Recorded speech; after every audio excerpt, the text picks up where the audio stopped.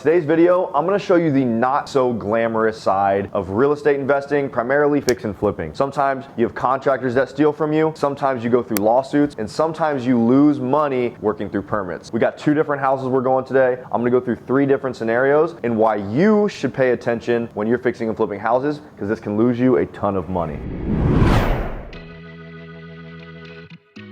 What's up everybody, Tommy Har with The Real Side of Real Estate, and in this channel, you're gonna learn the real way, the right way to invest in real estate, whether that's flipping real estate, wholesaling real estate, rental properties, you name it. By the time I was 28 years old, I became a millionaire through all the things you're gonna learn in this channel. So make sure you like, subscribe to this page right here to learn the real side of real estate. Let's get to it. We bought this house I'm standing in front of about 3 months ago. This house is clearly in disrepair. It needs pretty much a full rehab. The exterior needs a roof, it needs windows, it needs basement finish. We're adding 2 bathrooms. We bought this house for $315,000. We're gonna put about $150 in, and it could sell for about $600 to $650 when it's all said and done. Amazing deal. That's why people get into flipping. But in this video today is the things you need to be looking out for when it comes to flipping, and it can be the downside of real estate investing. So there's 2 things here I want to show you. Let's get to the first one. So we started rehabbing this house, and if you know anything about rehabbing, permits always come into play. Permits are something that you need to apply for with your city to tell them what you're doing. So if you're adding bathrooms, moving electrical outlets, adding light fixtures,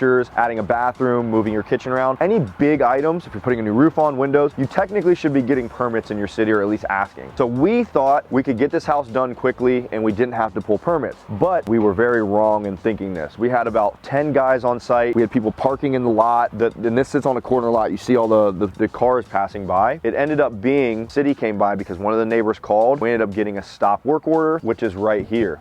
And let's go inside and I'll show you what a stop work order means and how it's gonna slow you down and how you're gonna lose money if you get one of these. A stop work order is basically the city coming in and say, hey, we see you're doing renovation on a house and you didn't apply for a permit, and we see that work is going on. We're gonna make sure this work is stopped, and you need to prove to us that you either don't need permits, and if you do need permits, you need to apply. So what happened here was, you can see that we're ripping this place apart. We're adding new can lights into our living room. We're opening up this wall into the kitchen. We were making this kitchen nice and big. We removed this wall as well. We added a garage door into the garage. This will be a big, beautiful kitchen with a nice island. It's gonna be a very high-end, nice house. And then we are also over here. This is mostly a full rehab. We didn't gut it to the studs, but we're pretty much doing a little bit of everything. This bathroom right here, it was a 3-bed, 1.5 bath before. There was a bathtub here. We took out the bathtub, and this is a standard size width right here, which is 60 inches, 5 feet. So we're gonna put a tub right here, toilet, vanity, so a basic standard bathroom. And where we took that tub out in the master over here, primary master, whatever you want to call it, I know I'm gonna get some flack for that. This was our half bath. So our master bedroom had a half bath. This is now gonna be a closet, and this right here is going to be a closet. The reason I'm showing you guys this is because this is a lot of work and a lot of money being spent. We also raised capital for this deal, meaning every day that goes by, I'm spending money. This right here was the closet and the closet for the room next to it. This is gonna be a master ensuite walk-in bathroom. Shower, toilet, vanity. As you can see, we're doing a lot of stuff. We're doing electrical, we're moving walls, we're doing some plumbing. Nothing really engineers need, but technically we should have pulled a permit. And since we didn't, the city came in, they stopped work order on us. What that means is you have to completely stop, pull all your permits. That means is you have to spend more money and take a lot of time. Let me tell you what that process looks like.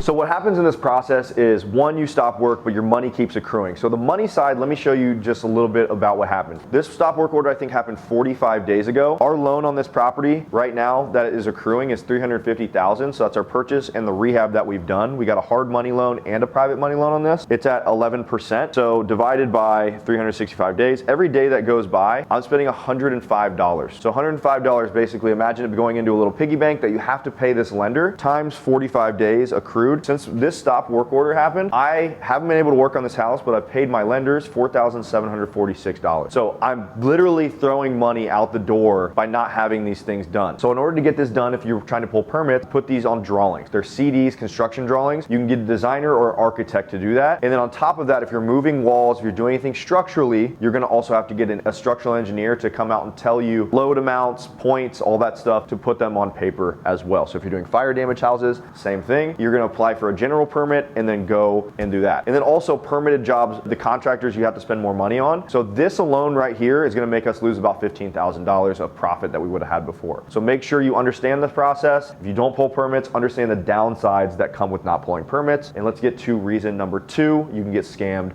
on fix and flipping. And the second thing that's gonna happen to you when you're fixing and flipping houses, it's inevitable, is theft and burglary from your houses. I got a great story for you right here. Let's head over to my roof shingles. So I got a call, I'm shooting this on a Wednesday. This last Monday at 10:15, I'm about to sit down with my wife and go to bed, from a contractor that I actually know for the last 5 years. He's pretty reputable around town. Everybody knows him. He calls me, says, hey Tom, I'm over at this house that we talked about that you own, and I'm grabbing some of these shingles. Remember that conversation? I'm sitting there like, how do you know what house I own and I've never done business with you? Why are you calling me? I was like, sure, what's up? And he goes, hey, the neighbors ended up calling the cops. The cops want to know that you do know me and that I'm supposed to be here. So in the back of my mind, I'm sitting there like, this motherfucker is stealing from me right now and he wants me to bail him out with the cops. So I had to make a decision. Right away, I was like, okay, do I send this guy to jail or do I have him kind of make it up to me or try and figure it out man to man? We get on the phone, the cops go, hey, who are you? What's your name? And I go, my name's Tom. What's the address of the property? And I gave him the address and he's like, okay, do you know this guy? And I was like, yes, I know this guy. His name's blank. Is he supposed to be here? Yes, he's supposed to be here. He's grabbing some shingles from me. Everything's good. He's like, okay, a neighbor called. He said his lights were off in front of the house, everything. I'm sorry if this was a nuisance to you, but there's been some theft going on and we want to make sure that everybody's good. I'm hoping you're okay with that. And I said, yes, officer, I really do appreciate that. Thank you so much. So at the meantime, I'm texting contractor. I know him. A month ago, he asked me for his nephew to get a job. And my brothers that same day did an inspection for him. I own an inspection company. So I texted him, I said, you got some major explaining to do, buddy. And next thing you know, he's calling me explaining himself. And the way he explained himself, he just continued to lie and lie and lie. He said, man, these shingles have been sitting out there for 2 months. We just talked about the stop work order, so I haven't been able to put the roof on. Shingles have been sitting out there for 2 months, thinking that that's okay to come steal some stuff. Hey, I was gonna Venmo you. And let me remind you, this is 10 p.m. at night. He was not gonna put these shingles back. He's like, I only took 5 bundles, kept going over and over. I'm not a thief, I'm not a thief, I'm not a thief. I'm like, dude, you were just literally stealing from me. When were you gonna tell me you were gonna grab these shingles? Just because they're outside doesn't mean you get to go steal them. I had to make a decision, let the cops know to arrest him, didn't arrest him, and then he decides to lie to me. So the only option that I had at that point was to just blast him on social media. Put it on social media, had a bunch of people inquire, so hopefully he learns his lesson. What would you do in a scenario like this when this happened? When somebody's stealing your stuff, would you let him go to jail? Would you let him try to man up and fess up? I don't know. Maybe I made the wrong decision, maybe I didn't, but at the end of the day, this is what's gonna happen and can happen in real estate. Whether you know the contractor or you don't, make sure your properties are secure, make sure you're not keeping your materials and your tools on site. Have a lockbox, make sure you have cameras, all that stuff. This is the real side of real estate and shit like this will happen. So next, let's go over to a house that I'm getting sued on and losing probably $10,000 to $15,000 on that house. More of the real side of real estate. Let's get it.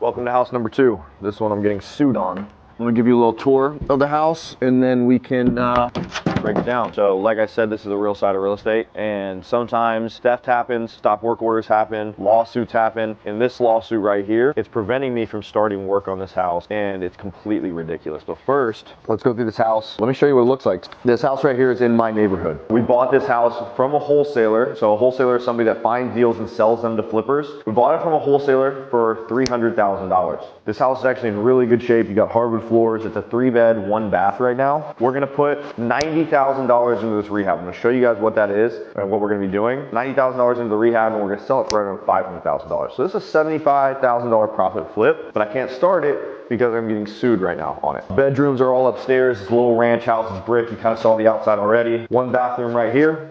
This will be fully remodeled to be nice and beautiful. Rob can show you. We'll shoot you some B-roll in some of these rooms to kind of show you.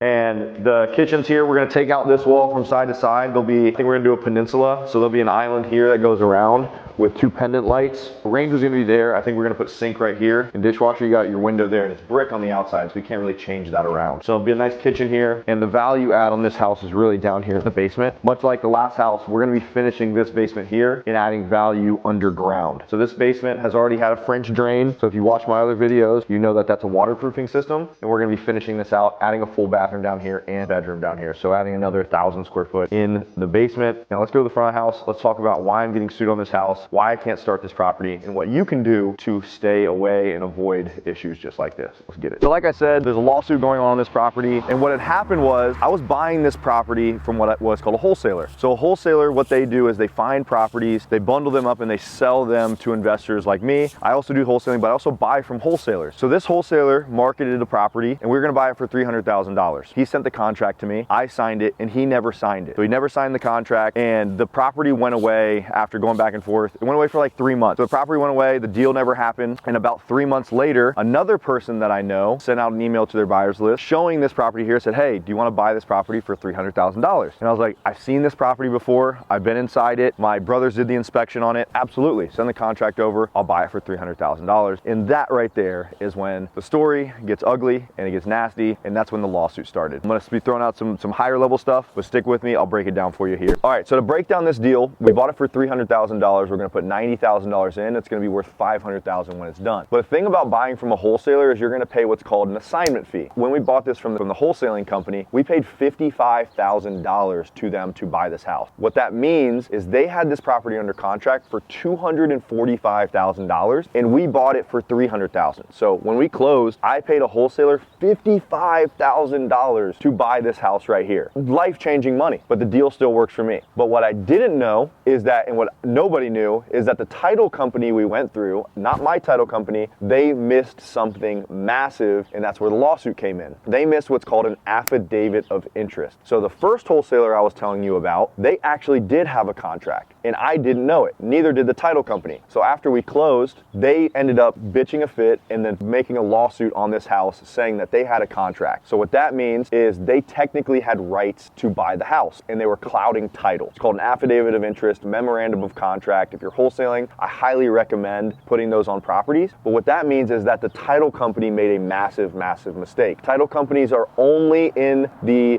scenario to clear title. So what happened was the seller got paid his money, the wholesaler got paid their money, and the other wholesaler that was in this wanted to sue me, and he's now suing me for technically going behind his back. So I'm now in a lawsuit with the old owner, me, and the other wholesaler that got the deal taken from under them without me knowing. So technically what the normal solution to something like this would be is title insurance. So I know there's gonna be comments, why didn't title take care of this? So the title company kind of threw their arms up and was like, hey, we missed this, we messed up, you got to pay them. And I was like, I'm not paying them anything. It's not my job. So title was kind of throwing their hands up. The other person was, the other wholesaler was really, really going hard. Technically, title insurance should pay it out, but he's suing me, all these people. So now we're trying to figure out who's going to pay. So title insurance is now going to pay, but it's been 2 months since I bought this house. And like the other house, I have a private money loan on this house, and it's probably about $100 a day as well. So I'm losing probably $6,000 of holding costs, and this thing's not resolved yet. But the other day, title insurance said they're going to take care of it, but in that meantime, I've still not been able to start this property. So in order to change this, and in order to get around this in the future, make sure you use your title company. Make sure you review the title commitment, because things are gonna happen, mistakes are gonna happen, but just make sure you're using somebody that's reputable and they know what they're doing, or else you can get some major stuff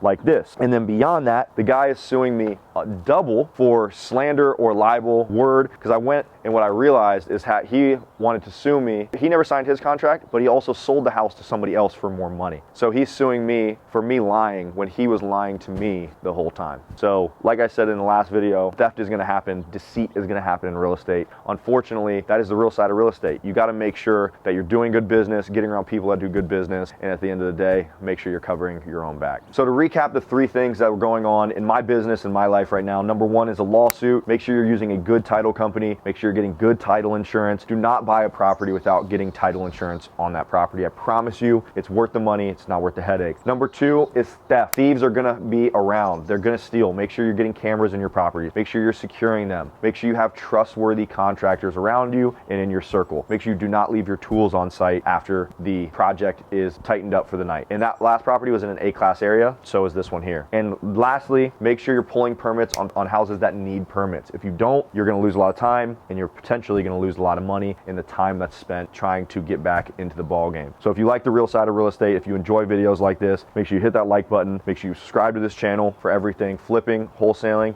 and the real side of real estate. We'll see you in the next one.